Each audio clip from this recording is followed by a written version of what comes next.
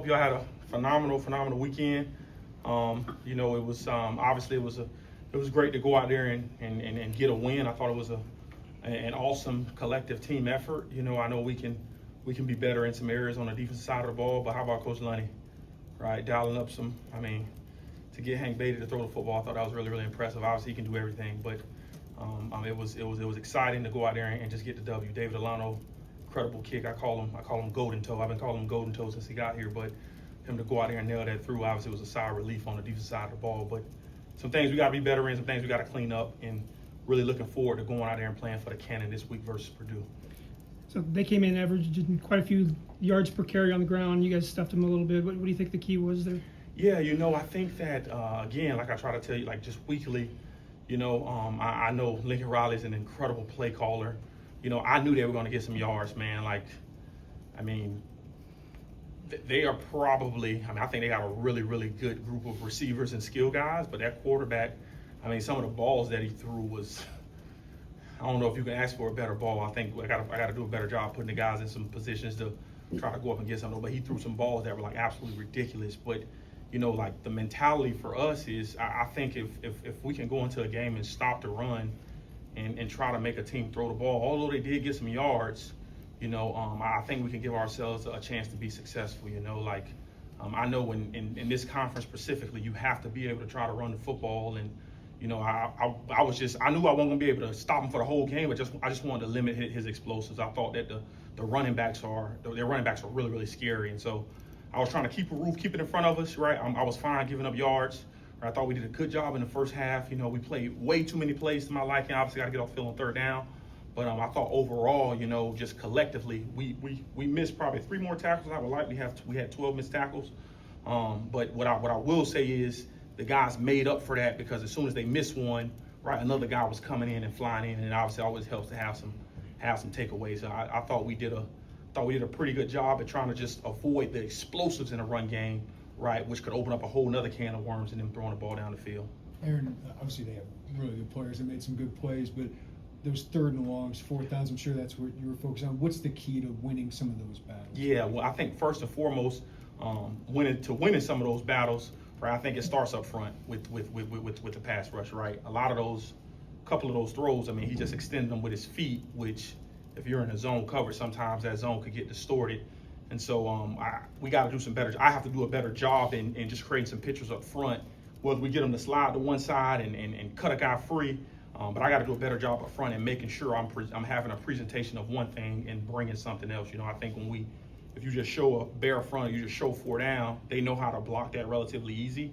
Those are the heartbreaking ones, right? We had him 3rd and 16 a couple times, and it seems like he threw the ball in the perfect position for his guy to go up and make a play. Those we have to get off the field on those. And the beauty about it is, right, to be able to show some of because we had some young guys get in the game, to show them, right, like this is why we got to get off the field. This is the importance of getting off the field on 3rd and this down and distance, right, especially if we're talking about being a winning football program, because obviously it happened, right? You want to be able to teach through that moment and learn from those moments, but we're going to probably have some teams in some 3rd and long situations again, and you talk about winning a game, significant, you got to be able to get off the field. So it was a great teaching tool and mechanism for them, right? But more so showing the guys, okay, this is where you got to be on your drop. This is where your eyes got to go. Look at the quarterback's eyes and vision, even from the post player. And I have to do a better job, and I got to make sure our players understand what teams and some concepts they're giving us on those down and distances. I don't know if you guys noticed it, but during those down and distances, they were throwing to 2 guys, right? The tight end and Lemon. I knew Lemon was good, but he that dude's special, and I got to make sure that they understand that, especially our post defender. Aaron, what those younger guys you were playing in the secondary with Sport for Range, your impression of his impact on Saturday, and what has led him to getting more opportunities, other than maybe Matt Bailey having an injury? Yes, sir. Well, I think Sabor is a pretty cool story, right? Because I think in today's day and age, right, when young men don't play immediately, or they face some adversity, the first thing I think they do is they either listen to outside noise, or they go back to where they're from, and maybe they're listening to the people around them. But what I will say about Sabori is, right, he trusts in the plan and the vision that we have for him. And although he wasn't perfect on Saturday, him to go in there and make a couple of plays, I was really excited for him. But that opportunity had been waiting for Sabor. I was just really more so looking forward to him going and taking it. You know, obviously with Matt getting banged up a little bit, just this season and in general, I think in college football as a whole, I think the team that can stay the healthiest is going to be the team that has some success. And so Sabor's opportunity came, and I thought he handled it relatively well. And guess what? It's going to be more opportunities for more guys that probably aren't playing as much. And my message to our team last week, coming off the heels of the Indiana game, going into this game, like I truly believe I thought we galvanized them, and I thought that their mindset and their work ethic and just their intention of what we were trying to get done, I thought they responded to it really, really well. It wasn't a perfect game. We got some stuff we got to clean up. But in my opinion, I think that you can teach anybody football. I think teaching football is really easy. When you talk about being a coach, I think being a coach is taking a person, a young man, a individual, right, and maybe they're struggling in a certain area, and you're getting them to get through that struggle so that they can be better on the opposite side of that. And I think we got a building full of incredible coaches, not just football coaches, but life coaches. And I thought it showed last week in how those guys prepped and how they went out there and played. And there were a couple of plays where defensively it looked like just some confusion in getting lined up. What operationally can you guys do, especially if you have younger players in the secondary, to clean that up a little bit? Yeah, it was in combo with that, right? Like it was just some communication things that I don't think our signalers heard the call. Therefore, we couldn't get them to call. That is strictly on me. That's something I addressed with the staff yesterday, and I addressed with the defense that obviously we have to be a lot better in that regard. But you know, teams are gonna obviously give us tempo. Teams gave us tempo all year, right? And we had no problem with it until the other day. So that's something that I addressed with our staff.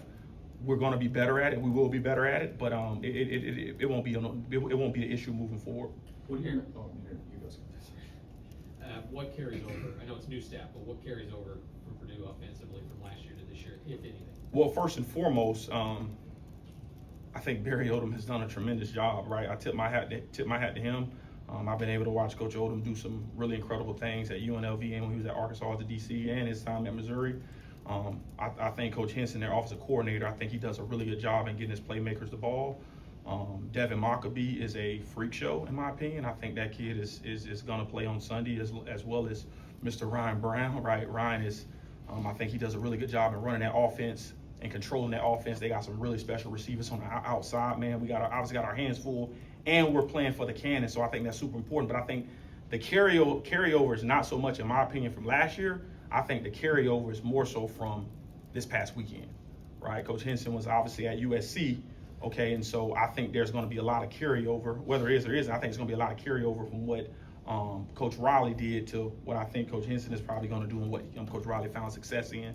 But I think at the end of the day, we have to play our brand of football, right? We got to make sure we continue to focus on trying to take the ball away, right? Limit the explosives, be really, really good tacklers, right? And more importantly, stop the run or minimize the run game. They got to, I mean, Maccabee's, he's different, right? He's different. He can make some guys look silly in space. We got to make sure we got to do the best we can to keep our eyes and vision on that guy, to keep him bottled up. And then on the outside, right, I mean, they got receivers that can take the top off.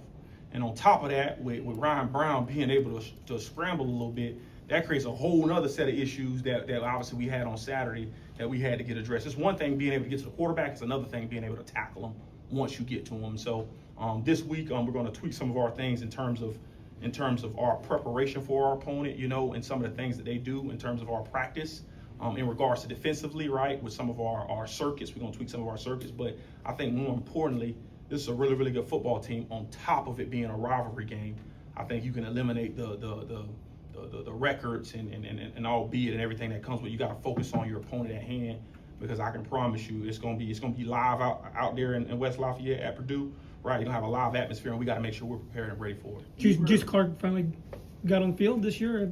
What is it about him where you feel good about throwing him right out there in the starting lineup his first game back? Well, just from a comfort level, from a play calling standpoint, I mean, I know that's a dude that just in coverage, he's just so good, right? Like this was probably the least amount of man I've ever called in a game, right? And you know, when I did call it, he had nice tight coverage, and you know, just from, I mean, that's an experienced guy, played a lot of ball. you know that a guy with that skill set, him being able to come back, he played 80 snaps. He was one of our defensive MVPs. Thought he had a really good game and done some things really well. Obviously got some stuff to clean up with him, but it's just a level of comfort when you have experience out there. And I think it helps us, not just helps us from my standpoint, but I think it helps the guys around him, right? When you know you got a guy on one side of the field that's gonna do his thing and hold it down over there. And so I think it's just a calming presence to the whole defense when you got a cat of that caliber on the outside. What is this Purdue rivalry? What do you think it means to the program? I think you said last year you recruit against them, or they're only 90 minutes apart. Just how do you kind of view this Purdue rivalry? Well, I think it means everything to this program, right? You stated it, just from a recruiting standpoint, close proximity, right? 2 Big Ten teams. I think you got 2 like-minded head coaches. I mean, you're talking about being 90 miles away from each other. I think about rivalries in high school when you're relatively close. Well, I think historically, right? Like you want to be able to not just play this game, but win this game, right? For the sake of the area, for the sake of recruiting purposes, probably even that much more important. But I truly believe, right, when you get 2 Big Ten teams of this caliber, right, and you're playing a game like this, it's truly going to boil down to who can stick to what they do well, right? And obviously, from a defense standpoint, we have to be able to eliminate some of those things, but it means so much. I mean, obviously, a couple of years ago, we lost some recruits to them.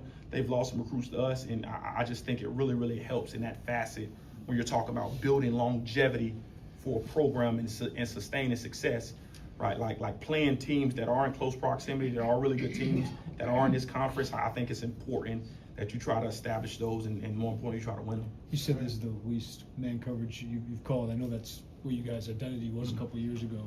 Just what's that evolution been like, and what's that caused you to do as a play caller and defense? It's caused me to tweak some things, right? It's caused me to look at some things different, right? It's caused me to try to find intricate ways to create some coverage issues for quarterbacks, whether it's changing the picture post snap or bringing a little more pressure. But it's fun and exciting because this is, I've as a play caller, it's the least amount I've called it.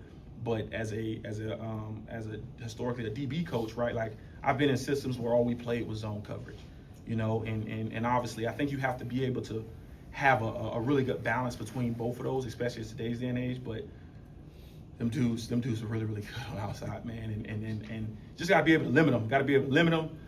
Limit some of the explosives, right? And moving forward, right? Purdue has some really special players on the outside as well that we'll have to be able to do the same thing. And so I think it's going to be a really good battle, and we're really excited about it. Playing that zone coverage seems like your middle linebacker getting a pretty deep drop, and you got the interception.